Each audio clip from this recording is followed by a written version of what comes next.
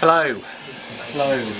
We're going to do doors in this one, and we're going to do the winders.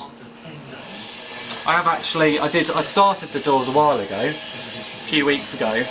Mine are the later doors, so they've got heavy crash bars inside, but you can just about get an air grinder in there and cut them out, which is good because that's all made out of like 2mm steel. So that's pretty substantial. It's good, I don't know. You've shut the doors on an R32 and you know they're there. I've also painted my hinges were alright, so I just painted them white. So they're done. Here you go.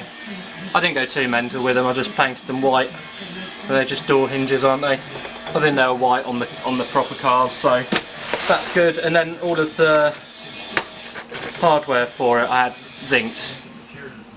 So, the beginning bit's easy, isn't it? We just need to get the doors on there. I've got new striker plates as well. So I'll get the new doors on, and then we'll have a chat about how to turn the electric windows into manual. R32s never came with manual windows, so this took a long time to figure out. But I think I'm there.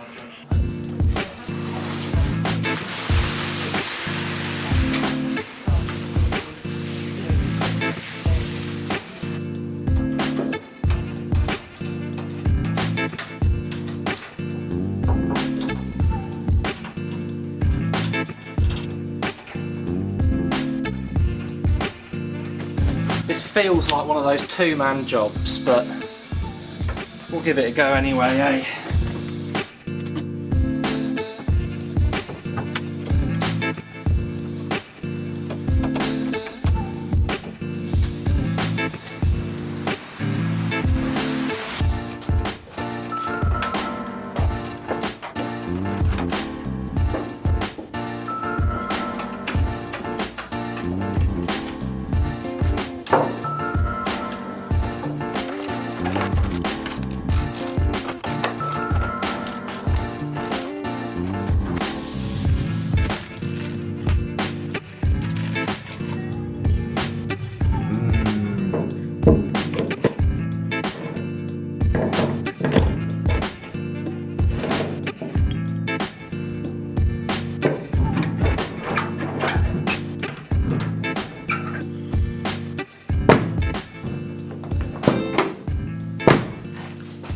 There's a great feeling when you shut a door on a car before putting a cage in, and then afterwards. And there's a particular change in tone that's very satisfying. Okay, for all those fans of really niche Group A modifications, this is a good one. This hasn't been done by anyone since the Group A cars were built, and it took me ages to figure it out. So I apologise in advance for if the price of these parts goes even higher than it already is, but I prefer just sharing everything I know rather than keeping things to myself. So the window winders on the Group A cars were manual winders, but they didn't do manual winders for R32s. So it took me a long time to figure out how they did it. So I kind of looked at P10 Primeras and, you know, all that kind of gumph. But no dice. I can't remember how I got there eventually. Just a lot of Google image searching. But I found that the only manual winder big doored S or R body Nissan is a US poverty spec S13 240SX from 1989. So that lines up perfectly with the Group A builds. So I found a picture of the window regs and I was like, they look exactly like the R32 GTR window regs but with manual winders. So then I tried to get hold of some, emailed the usual suspects over here, all of which were very useful.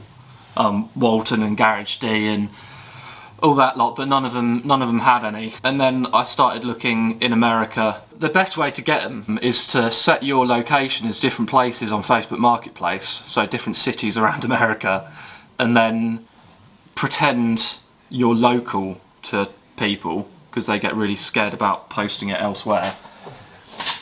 And then the real deal clincher was my mate Josh helped me get them over here. So a massive thanks to Josh and the US military for helping me get these window regs. And I picked them up the other day, so let me That's a standard R32 GTR electric window reg. And then, ready?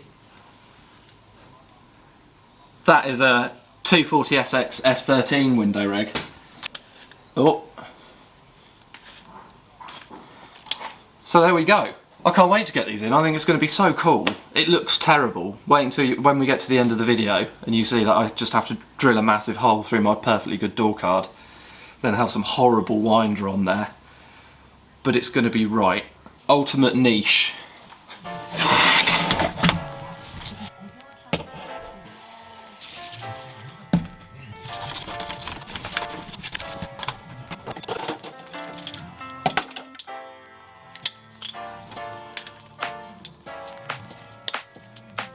Learned this one from Danny DC2.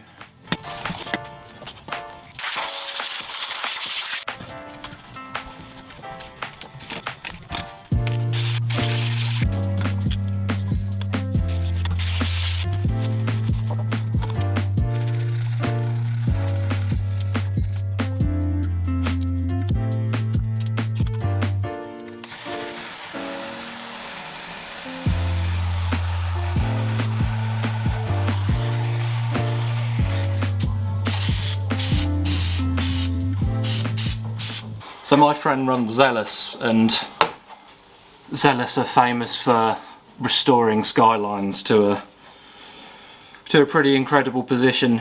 I was asking him about clear coats for, so if you get an aluminium casing and you like shot blast it or something and you want to put something on it to protect it, and he recommended this Nihilix stuff.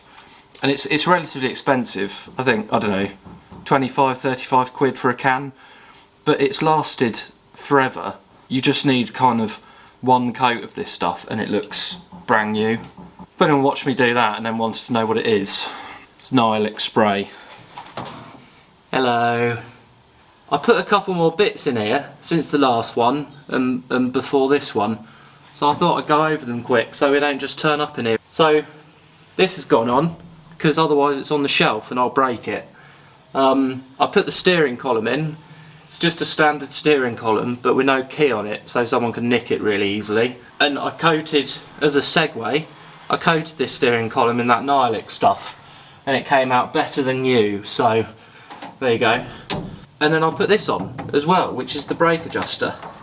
So I just had to shorten the cable a load, and I had to make this plate, the standard backing plate, one sec, standard backing plate square, and it doesn't quite fill that circle here, so it wouldn't have looked very good, so I had to make a new one and put these detents in it so it has kind of quarter turn clicks, which is quite nice. That's where it was on the blue car. I think on the STP it was vibing down there somewhere and they had a kill off there, but you know. And there we go. I think we're up to date. That stuff should be dry. Go and put some silicone grease on these mechanisms and then chuck them in the door and figure out how we're going to put our winder where we want it. Here we go, dry enough. Cool, I'm happy with that. I'm happy that it's not going to carry on rusting, which is good.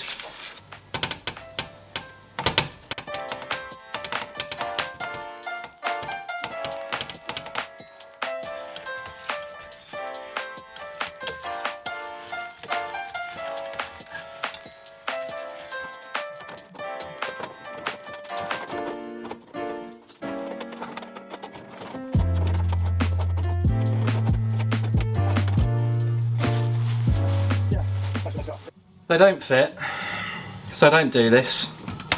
All the parts are exactly the same. All the bits are the same.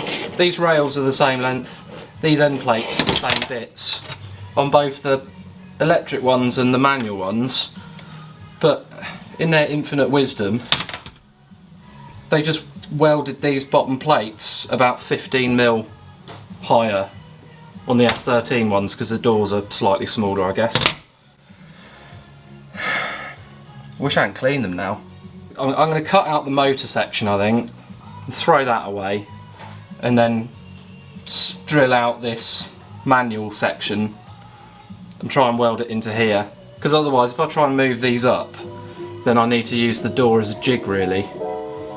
So I'll maintain as many. Oh, that means I have to clean all these.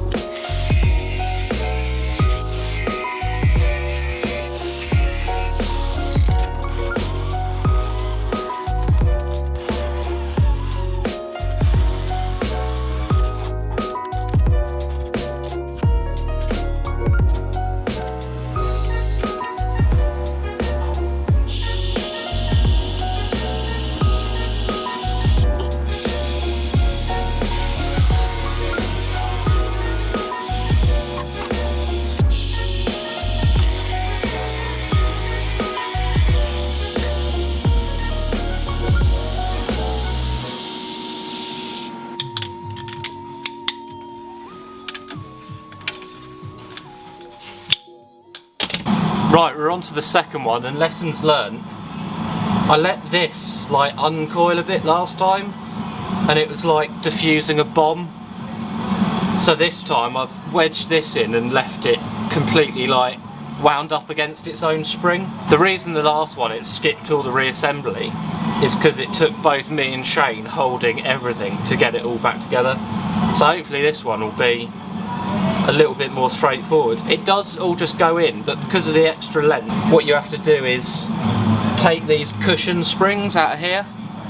So they've got little, I can't really show it, yeah I can. Take both of them out, chop one of them in half, put that back in to give it a little bit. That gives it enough to kind of be as crap as they were in the first place.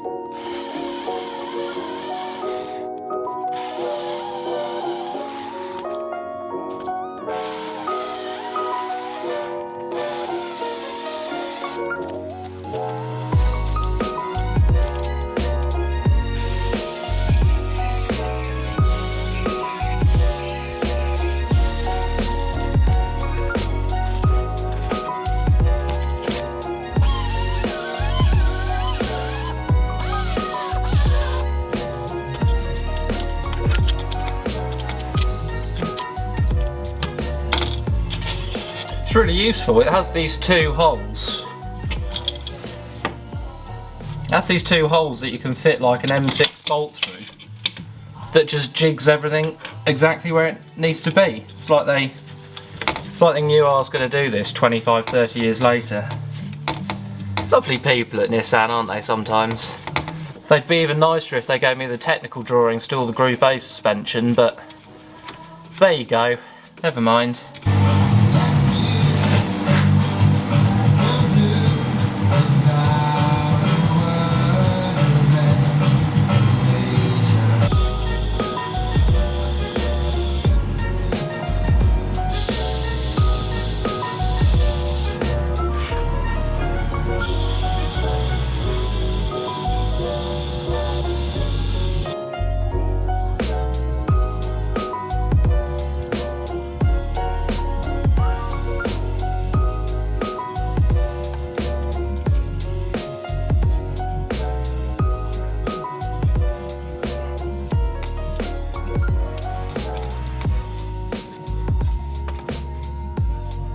Right, we're back where we were, well actually about 5 days ago because I haven't been here in ages. So I need to put one of these back in the door. At least I know, well, I'm pretty sure it'll fit this time because it's the same runners, isn't it? But I don't know if that will get in the way.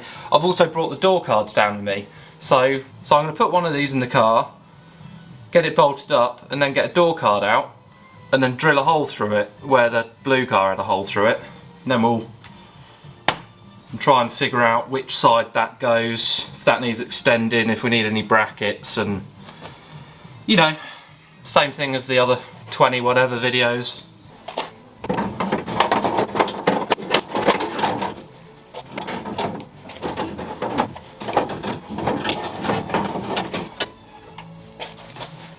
Can you believe it? Look at that! Well, you can't really see it, can you? But look, all the bolts line up, finally. And it all fits. And it all looks like it's going to work, and the fluffy bit's clean. What a day. What a time to be alive.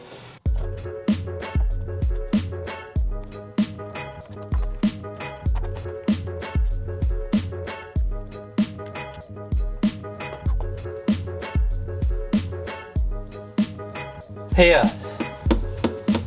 That's where it is. This is going to be an amount of admin, I think.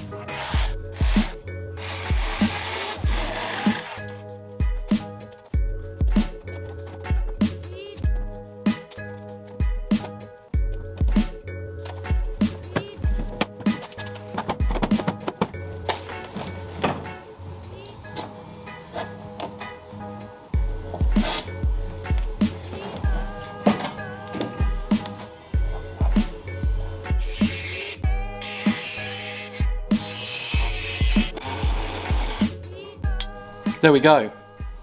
What do you reckon? So it's in, and I just started kind of making a couple of brackets so it's actually held in there and we'll be able to use the windows.